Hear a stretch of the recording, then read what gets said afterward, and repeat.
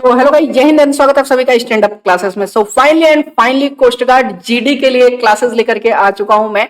अब देखो, सबसे पहले तो मैं क्लियर कर देना चाहता हूं, ये कोस्ट गार्ड जीडी सेक्शन 1 की क्लास है आपकी साइंस के लिए। अब ये सेक्शन सेकंड की क्लासेस नहीं दे रहा हूं मैं फिलहाल। तो यहाँ पे देखो, सबसे पहले तो आज हम साइंस की ये क्लास करने वाले हैं। इसके बाद आपकी रीजनिंग की भी क्लासेस आएंगी, इंग्लिश की भी क्लास आएगी, मैथ के सेक्शन 1 का जो मैथ है उसका भी आपको क्लास देखने को मिलेगा। सारी क्लासेस अब आपको देखने को मिलेंगे। तो आपको करना क्या है कि फिलहाल जो भी क्लासेस आ रही है, जो भी क्वेश्चंस कराए जा रहे हैं, सारे के सारे क्वेश्चंस आपके प्रीवियस एग्जाम पे बेस्ड हैं। तो एक भी क्वेश्चन छोड़िए मत, पूरा पूरा क्लास देख लिया करिए। तो चलिए आज का शुरुआत करते हैं। आपने जो है साइंस के सुपर प्रैक्टिस सेट 1 को जो है हमारा पहले क्लास से शुरुआत करते हैं। देखो, थोड़ा सा दुख तो हो रहा है यार, इस बार जो है डीबी और यांत्रिक वाले क्लास में नहीं रहेंगे। इस बार सिर्फ जो है जीडी वाले कैंडिडेट ही हमारे साथ में क्लास में रहने वाले हैं। फिलहाल फिर भी कुछ भी हो, अपने एग्जाम के लिए टॉप लेवल के क्वेश्चंस लेकर के आया हूं, एक भी क्वेश्चन छोड़िएगा मत। 10 बाई 10 अगर ये सेट कर लेते हैं, जितना भी मैं आपको एग्जाम तक ये साइंस का सेट कराने वाला हूं, अगर ध्यान से कर लेते हैं तो 10 बाई 10 कोई आपको रोक नहीं सकता है साइंस में लाने से। पूरा का पूरा पेपर यहाँ से आपका छपने वाला है। सारी ये क्वेश्चन आपके प्रीवियस एग्जाम में पूछे गए हैं। तो चलिए देर ना करते हुए हम लोग आगे बढ़ते हैं। अब देखो ध्यान से भाई, सेक्शन 1 कोस्ट गार्ड जीडी वालों ध्यान से सुन लेना। सेक्शन 1 की तैयारी अगर बेहतर नहीं है, और अगर अभी तक आपने महापीडक 3.0 नहीं लिया है, तो आपकी तैयारी बेहतर हो भी नहीं सकती है, ठीक है। क्योंकि देखो यहाँ पे सेक्शन 1 के लिए आपके महापीडक 3.0 बेहतरीन बुक है। देखो टॉप लेवल के आपको प्रैक्टिस सेट मिलने वाले हैं, टॉप एग्जाम क्वेश्चन, सारे प्रीवियस एग्जाम बेस्ड क्वेश्चन हैं सभी सब्जेक्ट के, 5 सब्जेक्ट के आपके। और साथ ही में जो है नए पैटर्न पे ये सारे क्वेश्चन आपके आधारित हैं। देखो इसमें मैथ के आपके 10 प्रैक्टिस सेट मिलने वाले हैं, इंग्लिश के 10 प्रैक्टिस सेट, रीजनिंग के 10 प्रैक्टिस सेट, इंग्लिश के 10 प्रैक्टिस सेट, साइंस के 1100 प्लस क्वेश्चन है, करंट अफेयर्स है, सारी चीजें आपको यहाँ पे देखने को मिलने वाला है। ये पूरा का पूरा परीक्षा का रामबाण है। लेना कैसे, देखो प्राइस 200 है, लेकिन फिलहाल आपको ये 100 रुपए में मिल रहा है। कितने में? 100 रुपीज में। कैसे लेना है? इस नंबर पे आपको व्हाट्सएप कर लेना है, 9795111812 पे बस व्हाट्सएप कर लीजिएगा कि मुझे महापीडीएफ 3.0 चाहिए। आपको पेमेंट मेथड बता दिया जाएगा, पेमेंट करके आप ये बुक तुरंत लेकर के अपनी तैयारी शुरू कर सकते हो। बेहतरीन बुक है। इसके अलावा किसी भी पब्लिकेशन की बुक के पीछे मत भागिए, पीडीएफ बुक है, आज ही लीजिए और अपनी तैयारी शुरू कर दीजिए। तो इस नंबर पे व्हाट्सएप कर लीजिएगा 9795111812। और ये बुक किसकी है? अपनी खुद की स्टैंड अप क्लासेस की बुक है, मेरे द्वारा बनाई गई ये बुक है। चलिए आज ही आगे बढ़ते हैं। पहले क्वेश्चन के साथ में शुरुआत करते हैं। शानदार क्वेश्चन यहाँ पे दिया गया है, what is the more common name of solid carbon dioxide. आपको सॉलिड कार्बन डाइऑक्साइड, ठोस कार्बन डाइऑक्साइड का सामान्य नाम क्या है ये आपको बताना है। क्विक सिल्वर, पोटास, इप्सम या ड्राई आइस। तो सही आंसर क्या हो जाएगा बाबू? Dry ice. क्या नाम होता है? सॉलिड कार्बन डाइऑक्साइड को जो है ड्राई आइस बोलते हैं। नेक्स्ट क्वेश्चन देखते हैं। Which law of physics states that the force between the two electric charges reduces to a quarter of its former value when the distance between them is doubled। ध्यान से करना है, ये question exam में पूछा गया है आपके, ठीक है। कह रहा है कि भौतिकी का कौन सा नियम कहता है, ठीक है, कि दो विद्युत आवेशों के बीच का, जैसे मान लो एक ये दो विद्युत आवेश हो गए, ठीक है, प्लस माइनस, दो विद्युत आवेशों के बीच की जो दूरी है, ठीक है, दूरी दुगुनी होने पे क्या होता है, दो विद्युत आवेशों के बीच का बल भी अपने जो है, जो पिछला बल होता है उसके 1/4 रह जाता है। जब दूरी दोगुनी की जाए तो जो बल रहेगा, पहला जो बल लगा रहेगा इन दोनों के बीच में, फोर्स भी क्या हो जाएगा? 1/4 हो जाएगा। तो ये कौन सा नियम कहता है? डेट इज कुलाम्स लॉ बाबू। ये सब का सब कुलाम लॉ है, ठीक है। ऑप्शन नंबर ए आपका करेक्ट होगा, एग्जाम में पूछा गया। चलिए नेक्स्ट क्वेश्चन देखते हैं। Objects that shine in the night sky are known as. कह रहे रात्रि के आकाश में चमकने वाली जो वस्तुएं होती हैं, ठीक है, वस्तुओं को क्या कहा जाता है? ठीक है, एस्ट्रॉइड्स, मेटेरॉइड्स, सेलेस्टियल बॉडीज या कॉन्स्टेलेशंस। बहुत ही शानदार क्वेश्चन है, एग्जाम में पूछा गया है। देखो रात्रि के समय आकाश में चमकने वाली हर एक वस्तु को आकाशीय पिंड यानी सेलेस्टियल बॉडीज कहा जाता है, ठीक है। नेक्स्ट क्वेश्चन देखते हैं। Which of the following is the major component of vinegar. ये भी एग्जाम में पूछा गया है आपके, ठीक है। निम्नलिखित में से कौन सा सिरका का प्रमुख घटक है? विनेगर तो सबने खाया होगा, सबके घर में जो है बनता है या फिर मार्केट से आता है, ठीक है। तो विनेगर का जो मुख्य घटक होता है वो क्या होता है? Lactic acid, citric acid, nitric acid या एसिटिक एसिड। कौन सा होता है? That is obviously acetic acid होता है बाबू। कौन सा होता है? एसिटिक एसिड होता है, ठीक है। देखो एक चीज मैं बता देता हूं, सेक्शन 1 मेरे साथ में अगर 50+ मार्क्स लाने हैं तो एग्जाम तक, जब तक मैं रेगुलर अब क्लासेस आपको मिलेंगी, जब तक मैं आपको क्लासेस दे रहा हूं, एक भी क्वेश्चन छोड़िएगा मत, ठीक है। चलिए इन सभी क्लासेस का, चाहे कोई भी सब्जेक्ट हो। अगला है calcium sulphate dihydrate is commonly known as. कह रहा है कि कैल्शियम सल्फेट, ठीक है, डिहाइड्रेट, ध्यान से सुना, डाईहाइड्रेट या डिहाइड्रेट एक ही चीज हुआ। Calcium sulphate dihydrate is commonly known as, calcium sulphate dihydrate को सामान्यतः किस रूप में जाना जाता है? एस्बेस्टस। नहीं भाई साहब, एस्बेस्टस नहीं होता है। एस्बेस्टस क्या होता है? मतलब ऐसे मटेरियल से बना एक कपड़ा, ठीक है, मतलब एक ऐसा मटेरियल होता है जो आग में नहीं जलता है, उससे जो है कपड़े वगैरह बनाए जाते हैं, जो फायरमैन वगैरह होते हैं उनके कपड़े तैयार किए जाते हैं, ठीक है। एस्बेस्टस होगा नहीं, लाइमस्टोन भी नहीं होगा, ग्लास भी नहीं होगा, डेट इज जिप्सम, ठीक है। कैल्शियम सल्फेट, ठीक है, याद रखिए कैल्शियम सल्फेट डाईहाइड्रेट को क्या बोलते हैं? जिप्सम बोलते हैं, ठीक है। नेक्स्ट क्वेश्चन देख लेते हैं। कह रहा है कि Lucifer is another name for the planet. कह रहा है कि लूसीफर किस ग्रह का दूसरा नाम है? ये पुराना नाम है, ठीक है। सैटर्न, वेनस, मार्स या जुपिटर? बताइए, पहले किसको लूसीफर कहा जाता? देखो, वेनस को, शुक्र ग्रह को पहले लूसीफर कहा जाता है, ठीक ठीक कहा जाता था, ठीक है। ऑप्शन नंबर बी आपका करेक्ट हो जाएगा, याद रखिएगा, वेनस यानी शुक्र ग्रह को पहले लूसीफर के नाम से भी जाना जाता था। अगला question, planetary scientist call the thin gaseous envelope around the moon as the. देखो क्या है ना कि जो हमारी चंद्रमा है इसके चारों तरफ जो है, ठीक है, गैसेस का एक पतली सी परत है, ठीक है, गैसेस की, यानी जो है गैस की जो है पतली सी परत है हमारे चंद्रमा के आसपास। तो इस परत को जो है, जो हमारे ग्रह वैज्ञानिक हैं, इस परत को क्या नाम दिया है? Lunar stratosphere, lunar thermosphere, lunar endosphere या लूनर एक्सोस्फियर? किस नाम से इसको जाना जाता है? बताइए। So that is called lunar exosphere. Exam में पूछा गया, गलत मत करना।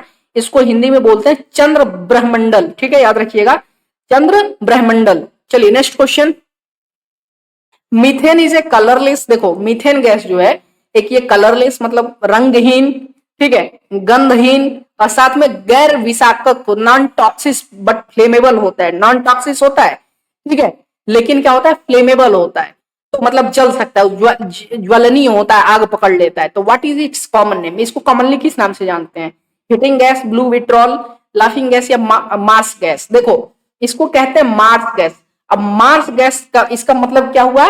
देखो मार्स का मतलब ही हुआ जो है कीचड़ या दलदल, जिसको वेटलैंड बोलते हैं, ठीक है। तो जो ये मीथेन गैस है ज्यादातर जो है दलदल सड़ी गली जगहों पे ही बनता है, ठीक है, तो इसीलिए इसको मार्स गैस भी कहते हैं, ठीक है। चलिए जी, जैसे मान लीजिए कि बारिश हुई, ठीक है, किसी गड्ढे में पानी जम गया और 10 दिन फिर बारिश होने के 10 दिन जो है धूप निकल गया, तो वो क्या है, वहां का कीचड़ सड़ जाता है, ठीक है, पानी के साथ में जो अंदर का कीचड़ होता है उस गड्ढे का वो सड़ जाता है और बाद में उससे जो है धूप पा करके मीथेन गैस जो है क्या है, निकलनी शुरू हो जाती है। इसीलिए इसको जो है एक तरह से कीचड़ या दलदल कह सकते हो, दलदलीय गैस होता है ये, ठीक है। चलो जी, मार्स गैस आपका ऑप्शन नंबर डी करेक्ट हो जाएगा, एग्जाम में पूछा गया क्वेश्चन है। अगला क्वेश्चन देखिए, George Simon Ohm is whose in whose honour we have the famous Ohm's law. देखो जॉर्ज साइमन ओम जो है, जिन्होंने हमें ओम्स लॉ दिया था, ठीक है, हेल्ड फ्रॉम विच कंट्री? वो किस जो है देश से संबंधित है आपके? Poland, Russia, Germany, Spain. कहां के रहने वाले थे भाई जॉर्ज साइमन ओम? फटाफट बताइए। सो ही वाज फ्रॉम जर्मनी, याद रखिएगा, ऑप्शन नंबर सी आपका करेक्ट हो जाएगा। नेक्स्ट क्वेश्चन आ जाइए, Which part of the body is responsible for the manufacture of red blood cells? ओ हो, शानदार क्वेश्चन, जिसको बोलते हैं आरबीसी, ठीक है, रेड ब्लड सेल्स जो होते हैं हमारे, ठीक है, इसको बनाने के लिए ध्यान से सुन लेना, ठीक है, इसको बनाने के लिए, ठीक है, कौन सा बॉडी पार्ट रिस्पॉन्सिबल है? ब्रेन, हार्ट, बोन मैरो या लंग्स? कहां पे ये बनता है? अरे बोन मैरो, याद रखिएगा। Which part of the body is responsible for the manufacture of red blood cells? That is bone marrow. इनको स्टीम सेल्स भी बोलते हैं, ठीक है, याद रखना। चलो नेक्स्ट क्वेश्चन देख लेते हैं। When does the entire earth experience equal days and nights? ओहो, शानदार क्वेश्चन है, ठीक है, याद रखिएगा। इसको बोलते हैं ऑटोनोमल इक्विनॉक्स। क्या बोलते हैं? ऑटोनोमल इक्विनॉक्स बोलते हैं, ठीक है। तो एक orbital plane day of winter कह रहा है कि उस समय, याद रखना, व्हेन डज द इंटायर, पूरी पृथ्वी को जो है एक्सपीरियंस मतलब दिन और रात एक बराबर कब महसूस होता है? ऑर्बिटल प्लेन पे डे ऑफ विंटर सोलिस्टिस, ठीक है, शीतकालीन संक्रांति का दिन डे ऑफ समर सोलिस्टिस या फिर डे ऑफ इक्विनॉक्स? ध्यान से बताइएगा, गलत नहीं होना चाहिए। देखो 20 मार्च को ये जो चीज है ना, ये 20 मार्च को ध्यान से सुन लेना, 20 मार्च को साउथ हेमिस्फीयर पे ये दिन होता है, ठीक है, और याद कर लेना 22 से 23 सितंबर को नॉर्थ हेमिस्फीयर पे ये दिन होता है। तो इसको किस नाम से जानते हैं इस दिन को, जब दिन और रात इक्वल होता है? देखो दोनों, नॉर्थ हेमिस्फीयर पे अलग दिन होता है, साउथ हेमिस्फीयर पे अलग होता है। साउथ हेमिस्फीयर पे 20 मार्च को होता है, यानी कल था, ठीक है, कल का दिन था, ठीक है। और नॉर्थ हेमिस्फीयर पे 22 से 23 मार्च को होता है ये दिन, ठीक है, जब दिन और रात एक बराबर होते हैं, ठीक है, 12-12 घंटे के। चलिए बताइए तो जरा। तो इसको बोलते हैं ऑटोनॉमल इक्विनॉक्स, इसको कह सकते हो डे ऑफ इक्विनॉक्स। क्या बोलते हैं? डे ऑफ इक्विनॉक्स, विषुव का दिन बोलते हैं। ऑप्शन नंबर डी आपका करेक्ट होगा। अगला क्वेश्चन देखिए, which of this is the energy conversion that happens in the process called photosynthesis. कि इनमें से कौन सा ऊर्जा रूपांतरण जो प्रकाश संश्लेषण नामक प्रक्रिया में होता है? लाइट एनर्जी केमिकल एनर्जी में कन्वर्ट होता है, हीट एनर्जी केमिकल एनर्जी में, पोटेंशियल एनर्जी केमिकल एनर्जी में, या हीट एनर्जी लाइट एनर्जी में? कौन सा किस में कन्वर्ट होता है? अरे लाइट एनर्जी कन्वर्ट होता है। लाइट एनर्जी किस में कन्वर्ट होता है? केमिकल एनर्जी में। पूरा एक केमिकल प्रोसेस है फूड प्रिपरेशन का फोटोसिंथेसिस के दौरान। तो क्या होता है फोटोसिंथेसिस? कैसे होता है? प्रकाश, पानी और अन्य चीजें मिलाकर के रूट में बनती हैं, फिर वो क्या होगा बाकी की जगहों पे जो है क्या होता है वो प्रसारित होता है, फोटोसिंथेसिस, ठीक है, याद रखिएगा। चलिए next question, dash expansion makes the Eiffel tower taller during summers. अब देखो फिर बार बार एक चीज मैं आपको बता चुका हूं भाई साहब, जो उस तरह की चीजें जैसे लोहा वगैरह हो गया, ठीक है, ऐसी चीजें क्या होता है ये गर्मी के दिनों में एक्सपेंड होता है। जैसे रेलवे ट्रैक वाला भी एग्जांपल ले लो कि रेलवे ट्रैक जो दो अलग अलग ट्रैक होते हैं इनमें थोड़ी दूरी क्यों रखी जाती है भाई साहब? क्योंकि थर्मल एक्सपेंशन होता है, ठीक है। क्या होता है? थर्मल एक्सपेंशन होता है, ठीक है। गर्मियों के दिनों में जब गाड़ियां जो है जब वो पटरियों पे चलती है तो क्या होता है हीट अधिक जनरेट होता है, और हीट अधिक जनरेट होने की वजह से एक तो गर्मी, ऊपर से हीट, गाड़ियां चलती हैं जब उस पर हीट अधिक जनरेट होता है तो थर्मल एक्सपेंशन का डर होता है, ठीक है। फैल के एक दूसरे पटरियां एक दूसरे तक जो है क्या है मिल सकती हैं, इसलिए क्या है उनमें गैप रखा जाता है, ठीक है। तो थर्मल एक्सपेंशन याद रखिएगा, ठीक है। ड्यू टू विच, ये एफिल टावर वाला भी जो अगर क्वेश्चन पूछता है तो भी उसी का थर्मल एक्सपेंशन ही होगा। ऑप्शन नंबर डी आपका करेक्ट हो जाएगा। नेक्स्ट क्वेश्चन देखते हैं, which of the following is not an ore of iron. कह रहे हैं निम्नलिखित में से कौन सा लौह आवश्यक नहीं है? Magnetite, hematite, siderite, cuprite. कह रहे हैं इनमें से कौन सा लोहे का आवश्यक नहीं है, और नहीं है? बताइए। That is कपराइट। कपराइट क्या है? लोहे का आवश्यक नहीं है, याद रखिएगा। क्या है? लोहे का आवश्यक नहीं है। चलिए next question, the explosion of crackers in an example of, जो पटाखों का विस्फोट होता है ये किसका एक उदाहरण है? देखो कई तरह के, देखो एक कई तरह की एनर्जी आपके वो होता है, ठीक है, कई तरह का रिएक्शन होता है। एक कंबस्टन रिएक्शन होता है, प्रेसिपिटेशन होता है, एवापोरेशन होता है, डिकम्पोजिशन होता है। देखो अब कंबस्टन क्या होता है, ध्यान से सुनना, ठीक है। कंबस्टन, यहाँ पे क्या हो रहा है? कंबस्टन हो रहा है। क्या हो रहा है बाबू? कंबस्टन। जब हम पटाखे जलाते हैं तो हीट जनरेट होता है, और जब कंबस्टन रिएक्शन होता है इसमें क्या होता है कि हीट जनरेट होता है। जब दो दो तरह के केमिकल्स आपस में, मतलब कोई भी रिएक्शन जब कराया जाए और हीट जनरेट हो उसमें, तो वो रिएक्शन जो है कंबस्टन रिएक्शन होता है, ठीक है। ऑप्शन नंबर ए आपका करेक्ट हो जाएगा। नेक्स्ट क्वेश्चन, दहन जिसको हिंदी में बोलते हैं। A nautical mile is equal to, कह रहा है कि एक समुद्री मील कितने जो है मीटर्स के बराबर होता है? बहुत ही शानदार क्वेश्चन है, ध्यान से करिएगा।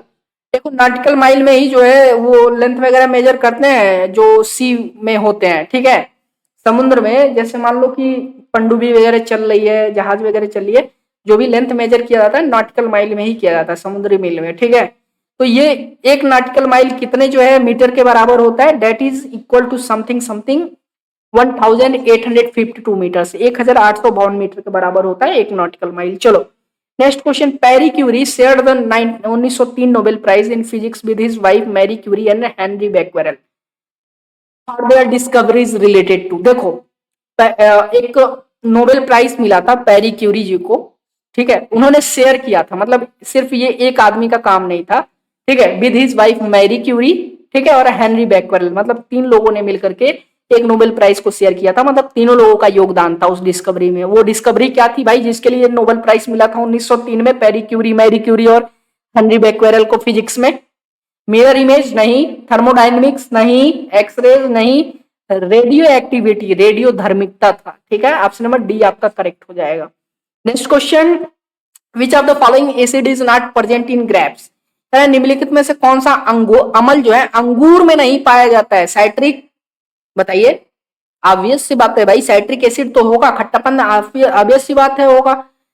एसिटिक एसिड नहीं, मैलिक एसिड होता है, टार्ट्रिक एसिड होता है, लेकिन एसिटिक एसिड नहीं होता है। ऑप्शन नंबर बी आपका करेक्ट हो जाएगा। एसिटिक एसिड अंगूर में नहीं पाया जाता है।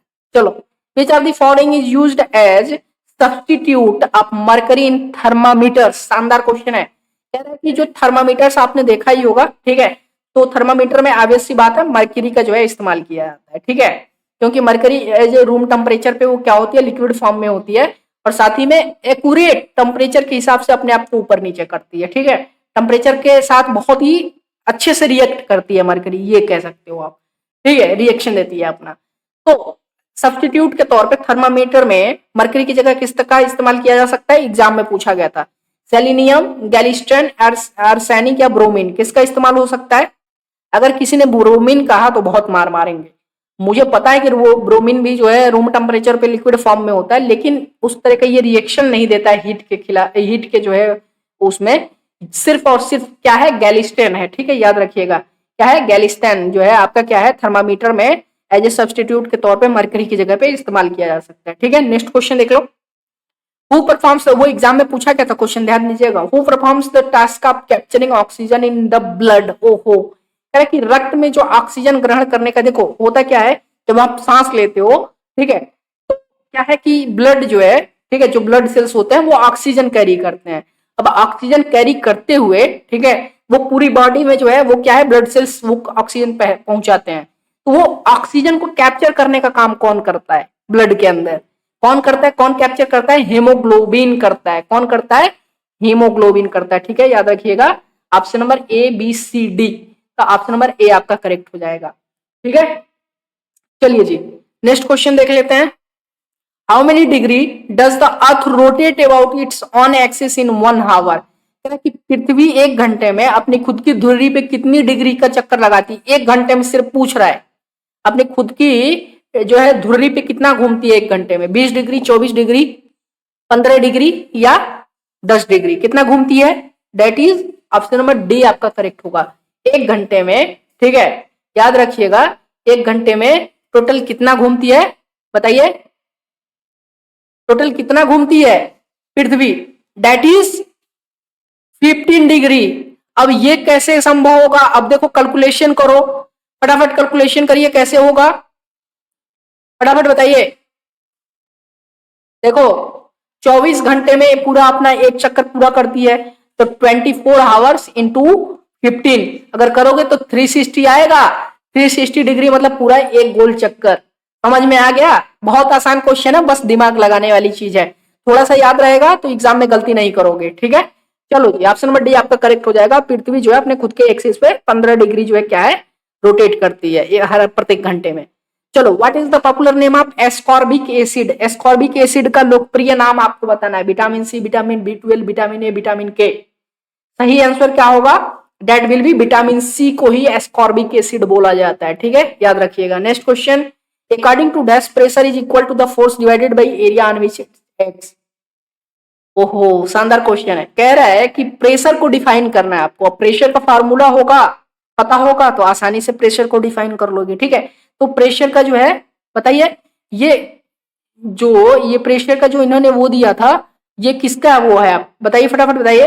पास्कल्स लॉ है ना भाई, ठीक है, याद रखिएगा। Force upon area, force upon area होता है ना, प्रेशर बराबर, pressure is equal to the force, मतलब कितना टोटल एरिया कितना है और उस पर फोर्स कितना अप्लाई हो रहा है, वो आपको प्रेशर निकाल के दे देगा। तो प्रेशर बराबर फोर्स अपॉन एरिया, ये किसका जो है आपका ये मतलब लॉ है, किसने ये नियम दिया था? पास्कल्स लॉ का इसको बोलते हैं ना, प्रेशर के लॉ को पास्कल्स लॉ बोलते हैं। ऑप्शन नंबर ए आपका करेक्ट हो जाएगा। Next question, which instrument is used to measure the intensity of light produced by an unknown source in terms of standard source? किसी अज्ञात स्रोत द्वारा उत्पन्न प्रकाश की तीव्रता को मापने के लिए मानक स्रोत के रूप में मापने के लिए किस उपकरण का उपयोग किया जाता है? कैलिपर्स, डायनोमोमीटर, एमीटर या फोटोमीटर, किसका इस्तेमाल होता है? That is photometer. याद रखिएगा, एग्जाम में पूछा गया क्वेश्चन है, फोटोमीटर का इस्तेमाल होता है। What is the unit of measure of a magnetic field? चुंबकीय क्षेत्र की माप की इकाई। ये तो हर बार ये क्वेश्चन पूछता है। अगर जो लोग जो है पिछले 1-2 बार एग्जाम दे चुके हैं कोस्ट गार्ड का, ठीक है, तो उनको पता होगा। जीडी वालों ध्यान से सुनो, आपको पता होगा कि ये क्वेश्चन ऑलमोस्ट हर बार ही पूछता है। मैग्नेटिक फील्ड का यूनिट पूछता है, टेस्ला, ओम, कोबाल्ट या एम्पियर, क्या होगा? डेट विल बी टेस्ला, ठीक है, याद रखिएगा। चलिए नेक्स्ट क्वेश्चन देख लेते हैं। ये क्वेश्चन फॉर यू है, ये आपको करना है। आप सभी को कमेंट करके, जितने भी लोग क्लास देख रहे हैं सबको कमेंट करके इसका आंसर बताना है। कल के क्लास में मैं आपको इसका आंसर बताऊंगा। What is the chemical name of deadly poison cyanide? ध्यान से करिएगा, कह रहा है कि जो डेडली पॉइजन साइनाइड है, साइनाइड के बारे में आपने सुना ही होगा, बहुत ही डेडली जो है क्या है, पॉइजन होता है, जहर होता है, घातक जहर। साइनाइड का रासायनिक नाम आपको बताना है। Sulphuric acid, prussic acid, hydrochloric acid, nitric acid. देखो बहुत बार पढ़ा चुका हूं और एग्जाम में भी पूछा गया है। तो जो करेक्ट आंसर होगा सभी को कमेंट करके बताना है, सभी को कमेंट करके बताना है। और फिर से कह दूं बाबू, महापीडीएफ 3.0 अगर अभी तक नहीं लिए हो तो जरूर ले लीजिए। क्या करना है आपको, बस इस नंबर 9795111812 पे व्हाट्सएप कर लेना है। एक बार मैं आपको और दिखा देता हूं, देखिए यही है आपका महापीडीएफ 3.0। ठीक है, 2024 बैच अगर क्रैक करना है, वर्दी अगर कंधे पे देखना चाहते हो तो सेक्शन 1 में 50 प्लस मार्क्स आपको दिलाने का पूरा जो है इंतजाम कर दिया मैंने इस किताब के थ्रू। ठीक है, इस पीडीएफ बुक के थ्रू। तो इसको ले लीजिए, मात्र 100 रुपए का। इस नंबर पे व्हाट्सएप कर लीजिएगा, तुरंत आपको मिल जाएगा। और फिर से एक बार सारे क्वेश्चन रिपीट कर लीजिएगा, जितना भी क्वेश्चन एग्जाम तक करा रहा हूं एक भी क्वेश्चन छूटना नहीं चाहिए। चलिए फिर मिलते हैं एक नए क्लास में, तब तक के लिए आप सभी को बहुत सारा प्यार। और एग्जाम डेट मैंने बता ही दिया, देखो अपने आप को तैयार रखो। 1 तारीख से भी एग्जाम हो सकता है, 15 तारीख के बाद भी एग्जाम हो सकता है। ठीक है, कभी भी एग्जाम शुरू हो सकता है, क्योंकि उधर देखो 15 जो है अप्रैल के बाद जो है इलेक्शन शुरू हो जा रहे हैं। तो ये चीज आपको ध्यान में रख के चलना है कि एग्जाम कभी भी हो सकता है। अपने आप को रेडी रखिए, क्लासेस हमारे साथ डेली देखते रहिए। ठीक है, चलिए आप सभी को बहुत सारा प्यार।